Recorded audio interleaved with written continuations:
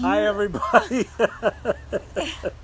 It is so much fun to do stuff like this with Scott Claire. because he's really helpful. I'm actually a 9. For those that don't know, but Claire says that I'm an 8 with her. Yeah, so he's going to be great today. Really, really great. Hey, invite your friends. If they don't know this is about to happen, we're going to talk about the gut triad. We're going to begin with 8. Yes. And for the next 9 days, we're going to talk about the Enneagram, each type. How cool. Really cool. Yep. And at least it is to us, right? I think it's cool to everybody. It's cool to They everybody. just may not know it. You might not know it yet. So, hey, Allie, welcome. Hi, Allie. So we hope you'll invite your friends. Go ahead, give them a shout out and say, I think these guys are going to talk about some Enneagram stuff, or Ennea awesome, or Ennea crazy, or Ennea irritating. And so we invite you to invite your friends. Yeah. What are we going to do for the next 9 days? Well, for the next 9 days, we're going to go through each type, but this afternoon we're going to start with the gut triad. Yeah. Well, you got to start with the gut. The gut is really all about presence and awareness. Body triad, whatever. Yeah, Body. that's Yep. right. So body instincts, a lot of the teachers will call the 8, 9, and 1 the body. And we call it GQ with the book Spiritual Rhythms for the Enneagram. Hey, you should go get the book and hold it up. It's right here. Okay, hold it up. This will be great. I was much more prepared than you thought I was. I know, because he's There a it is. 9, and There it is. sometimes I'm like, are you with me? Are you with me yet? I am. I'm here. I know. I'm all here. Yeah. What do you guys know about 9s that might make you say whatever? Well, let's work on the 8s. Let's All right, not we'll go to work the on the 9s 8s. too fast. Yeah. Well, we have a few 8s that I'm hoping will show up with us tonight because they are some of our favorite 8s. Yeah, they're exemplars. Yeah. They're healthy 8s. Tell them about the movie we just watched that you loved, and then Well, hand me your phone. Yeah, we I'll were get the just music. watching Patton, which is a classic General Patton. classic 8 energy. What a great 8.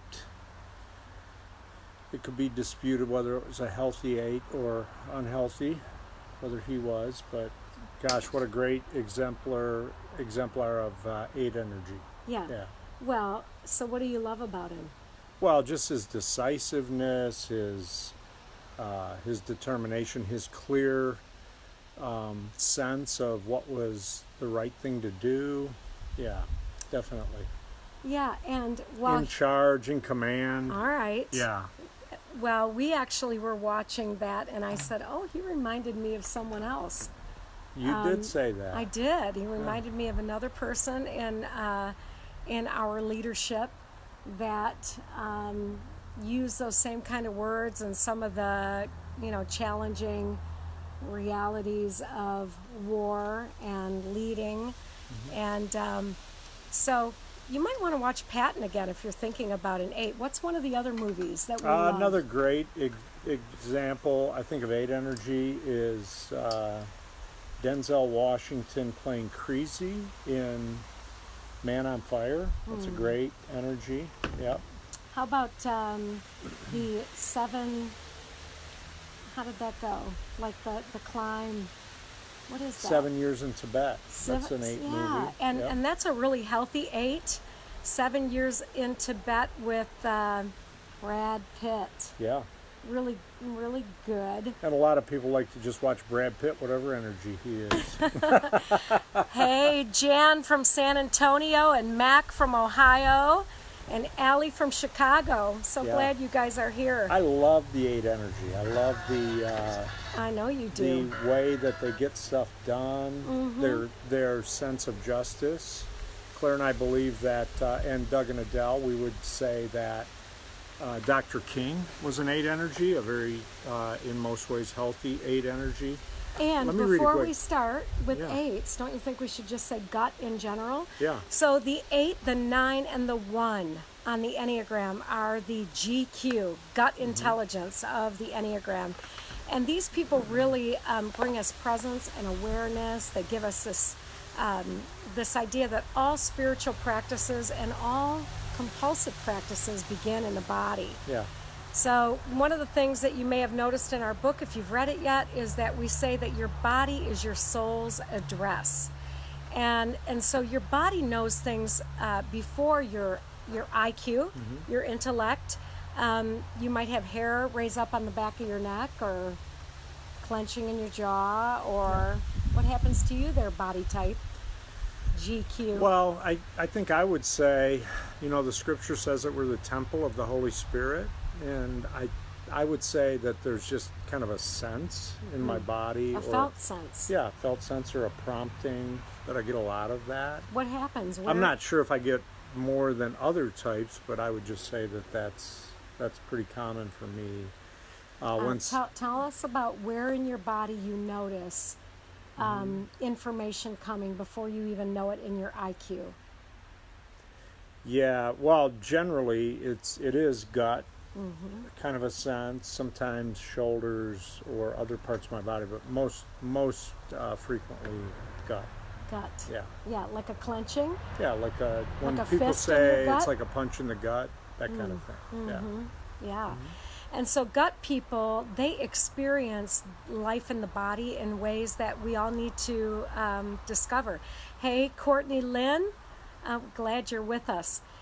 We're talking about 8s, 9s, and 1s over the next few days. And we want to say that these folks filter the world through their gut instincts.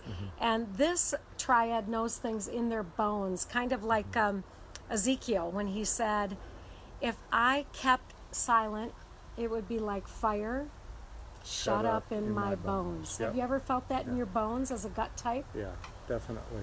Yeah. So then the 8s, part of the gut triad, they feel it in the way of justice. Right. Yeah. 9s feel peace. And then 1s feel goodness. They feel goodness in their bones?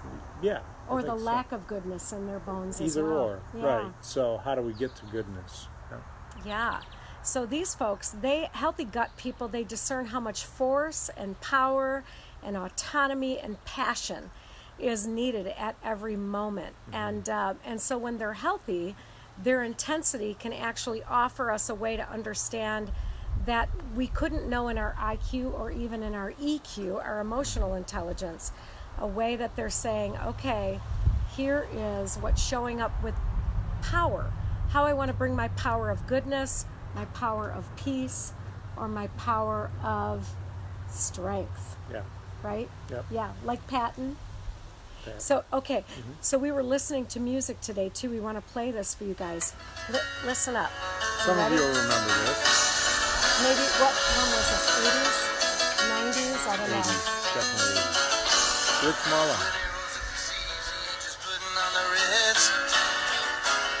Our God is an awesome God. Lightning in his fist.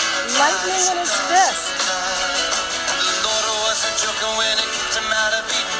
It wasn't for no reason that he shed his blood. His return is very close, and so you better be believing. Our God is an awesome God. Yeah. Go ahead, sing it. Awesome From heaven above. God is an awesome God. Yeah, so if you listen to that song, Nobody and you like hear Rich Mullins. Nobody like him? No. He's No. talking about God with lightning in his fists. Yeah, that's an 8 song for sure. Do you think? I think Yeah. so. God is an awesome God, big, large, Yeah. big God's energy. got lightning. Yeah, powerful, able to get it done. Yeah. Well, and one of the things that we have noticed, so Scott and I have been pastoring for almost 3 decades, and one of the things that are actually over 3 decades, but almost 3 decades here in Marshall. Yeah. Yeah. And one of the things that we notice about people is they come alive with particular songs. And some love songs about lightning in his fists. Right. Others want to hear the songs about mercy being new, or our God is love, or new every morning is the mercy of God. Yeah. And when we think about these gut types, we realize that there is this beauty of power in them. Power for peace, power for goodness, and power for this kind of strength that protects. And so gut types often, they can experience God in their bodies. Some gut types want to just lift up their hands like this in a song and say, our God is an awesome God. Other types are, really clear that they want to walk and pray. They're not going to sit and pray. Maybe gut types want to raise hands or clench hands or shake hands as a way of acknowledging God's presence. And so gut types, let's hear for the gut types. I see Kathleen and Wendy. I know that both of them are gut types. Love it. Hello, Kathleen and Wendy, our gut types present here. Roberta, I don't know what type Roberta is, but welcome. Welcome. So we're going to start out by talking about the 8, and we would love if you'd post a question and let us know what you're thinking about, and we'll do our best to talk about 8s with you, or if some of our 8s want to bring us a better way to see. So let's talk about the 8. Yeah, I love the way that 8s generally love taking the lead. Like they like to kind of be in control of what's going on. I get this great quote in the book that if you guys haven't seen it, let me just say it to you. It's a Dr. King quote. I'm not interested in power for power that is right and that is good. What a great, that's a healthy 8 quote right there. Right. Interested in power for what is good and what is right. Yeah. So not just power for power's sake, not bullying, right, not dominating, but the kind of power that sets others free. So these 8s, they are independent and vigorous, and they're absolutely able to take the lead. Yeah, so they're kind of 8s are kind of no-nonsense go-getters. Like they just... Right, Kathleen? They cut to the quick. They're wonderful in meetings and in their leading because they want to get right to the point. They want to, when they're functioning well, they want to get right after what is most important. Right. They'll keep you on track in staff meetings. Like, okay, and so what are we doing here, and how are we going to get there? They will crusade for those who are weak without a choice. Exactly. But they don't have any patience for those who pretend they're weak. Or play the victim. Fake weakness. Oh, I've never heard you say that. I just did. Fake so weakness. What is fake weakness? Well, just pretending that they're weak for whatever reason. That they don't have much room for that. So, are you all right there with I am. I feel like I'm kind of in a tree, but I technically am.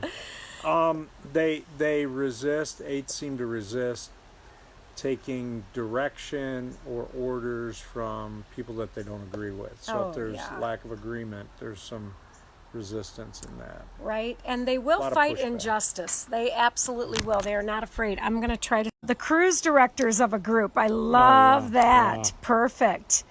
Yeah, when you're like if there's any 8s in the group, make sure that you ask the 8s because they'll at least give you a suggestion. Yeah, they will. Or a directive. I don't know if it's a suggestion. Yeah. Well, and I love Wendy is asking here. She's saying, any tips on leading 8s? Well, Kathleen, we would love to hear from you. Yeah. I guess one of the things 8s want to be respected. Yeah. And so even if they are giving their opinion with you or where you might... Feels forward. Yeah, or that you might be triggered to defend yourself, just know that they're giving you their very best. Yeah. And let it be what it is and say, can you tell me more about that? Because 8s actually have a deeply prophetic sense in their bone, kind of like Ezekiel saying that it would be like fire shut up in my bones. So we want to give 8s the ability to share what's in their bones, don't dismiss them because it's coming out strong. Yeah. And I love that Kathleen is saying 8s hope you can hear their heart even when they are speaking straight from their gut. Yeah. That's definitely. brilliant. Yep. Yeah. Yeah, I love, another thing I love about the 8s is their sense of justice. They're fighting against any kind of injustice. They can root it out in ways that a lot of us are not as sensitive to, and they work against injustice consistently. So it's a great gift. And especially important for us who are in the heart or the head triad to take a breath and just say, okay, I'm gonna not just react to this energy that's being given by an 8. So I remember being in a small group. I was the only female with 7 high-powered individuals in a spiritual direction group. And this one 8 who was a leader in the big world, so to speak. He was also 6'5", and came up to me afterward and said, "Did I intimidate you?" And I said, I think I had an 8 father, lots of 2 and 5 going on with my dad. And so I don't feel intimidated. I actually feel safe when an 8 is bringing themselves and giving me those instincts from their bones, like, okay, this is not just, this is not fair, and we need to take a look at the other side of this. So really grateful for 8s that are able to articulate those things. And so I wonder, even when you look at our book and you read the chapter title for 8s, and you realize that we're going to be talking so much about 8s not just stuck in type, but 8s with their heart and their head, which this is the title.